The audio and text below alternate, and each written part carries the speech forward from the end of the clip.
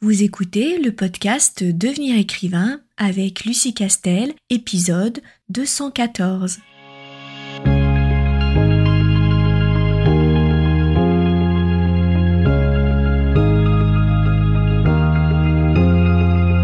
Bienvenue sur Devenir écrivain, le podcast pour démarrer et réussir votre carrière d'écrivain. Et maintenant, retrouvez votre animatrice Lucie Castel, autrice publiée à l'international, formatrice et conférencière.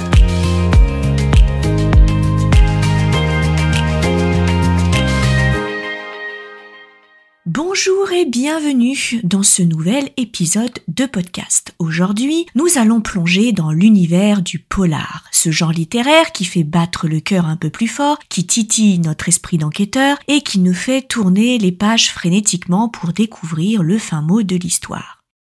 Le polar ou roman policier n'est pas seulement un genre populaire, il demande aussi une maîtrise de certains principes pour capter et garder l'attention du lecteur.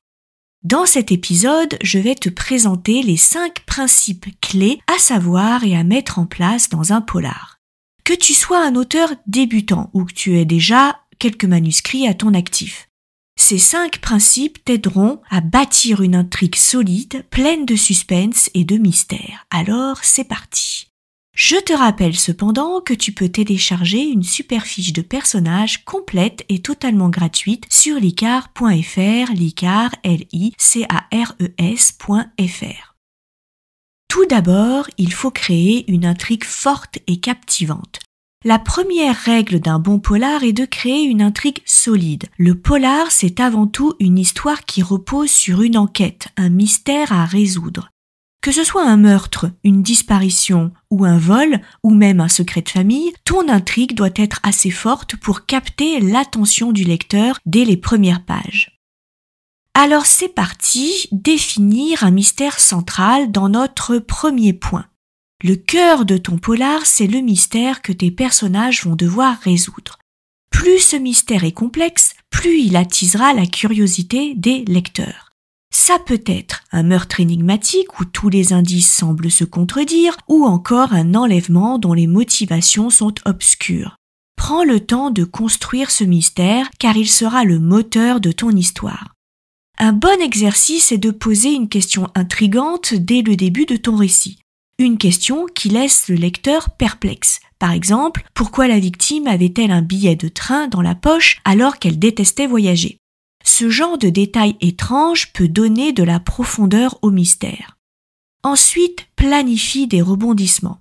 Un polar sans rebondissement devient vite ennuyeux. Chaque fois que ton héros pense être sur la bonne piste, surprends-le et surprends le lecteur, avec un nouvel indice ou un retournement de situation. Cela peut être la découverte d'une nouvelle preuve, une trahison ou même un alibi qui se révèle faux. Les rebondissements doivent être logiques et bien intégrés à l'intrigue, mais ils sont essentiels pour garder le lecteur en haleine. Crée des personnages complexes et crédibles.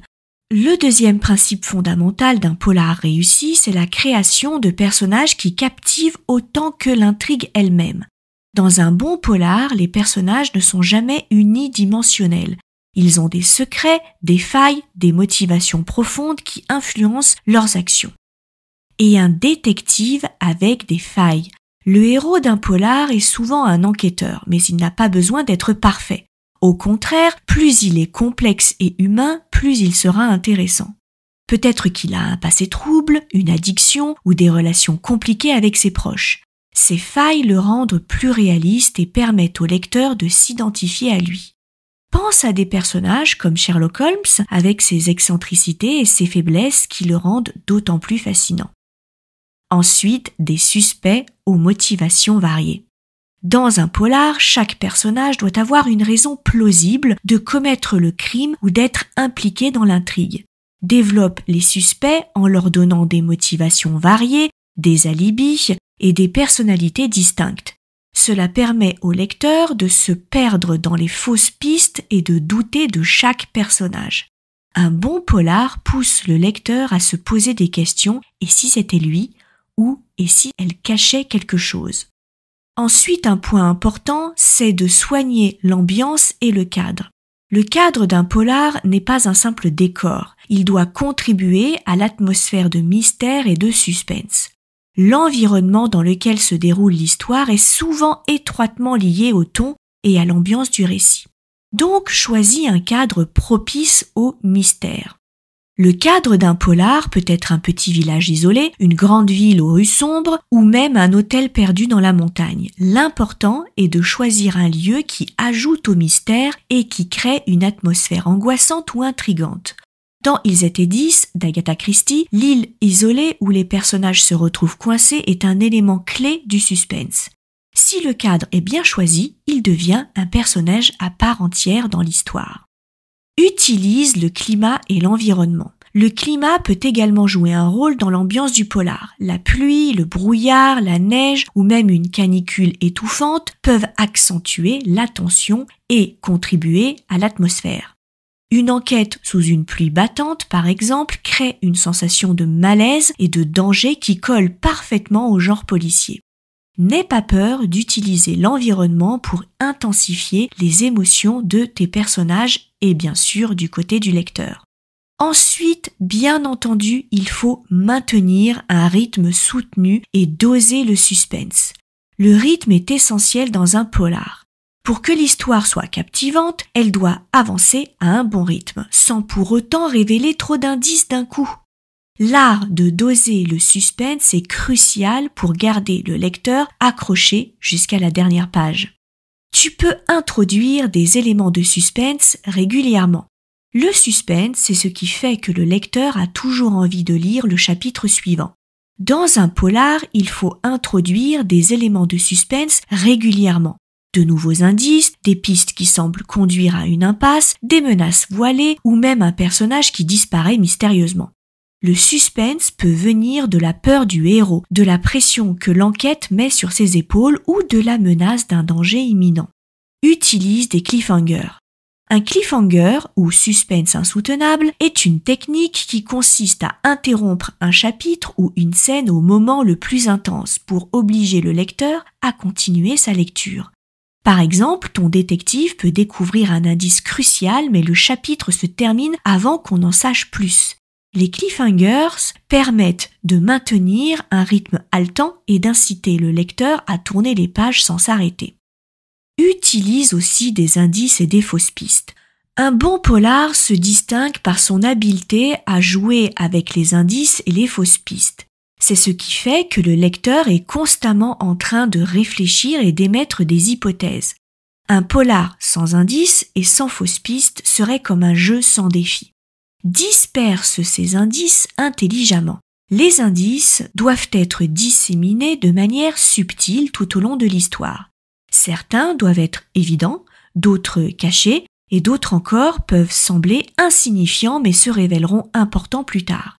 Il est crucial de bien planifier ces indices pour que le lecteur puisse, en théorie, résoudre le mystère en même temps que le détective. Cela rend la résolution finale d'autant plus satisfaisante. Puis, maîtrise l'art des fausses pistes. Les fausses pistes sont des éléments qui donnent l'impression d'être des indices mais qui s'avèrent finalement trompeurs. Par exemple, un personnage qui semble très suspect mais qui est finalement innocent ou un détail anodin qui prend trop d'importance avant de s'avérer sans lien avec l'intrigue.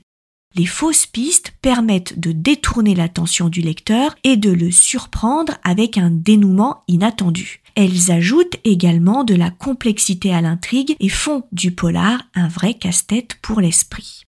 Voilà, tu connais maintenant les 5 principes clés pour écrire un polar réussi. Pour récapituler, créer une intrigue forte et captivante, développer des personnages complexes, soigner l'ambiance et maintenir un rythme soutenu et enfin utiliser les indices et les fausses pistes intelligemment. En appliquant ces principes, tu pourras écrire un polar qui tiendra le lecteur en haleine du début à la fin. Merci d'avoir écouté cet épisode. Si tu as aimé, n'hésite pas à me soutenir en partageant ce podcast et tu peux aussi t'abonner à notre newsletter sur licar.fr. Quant à moi, je te dis à très vite pour un nouvel épisode de podcast. Si tu veux apprendre à écrire un roman de qualité professionnelle et séduire les éditeurs, si tu veux qu'une équipe complète de professionnels t'accompagne dans ce projet, tu dois rejoindre Devenir écrivain, projet best-seller. C'est la formation la plus complète et individualisée pour t'aider à concrétiser ton rêve d'écriture. Inscris-toi sur licares.fr/formation, licares.fr/formation pour avoir toutes les informations. Beaucoup de nos anciens stagiaires réalisent actuellement leur rêve d'être écrivain professionnel, alors toi aussi rejoins-les sur licares.fr/formation.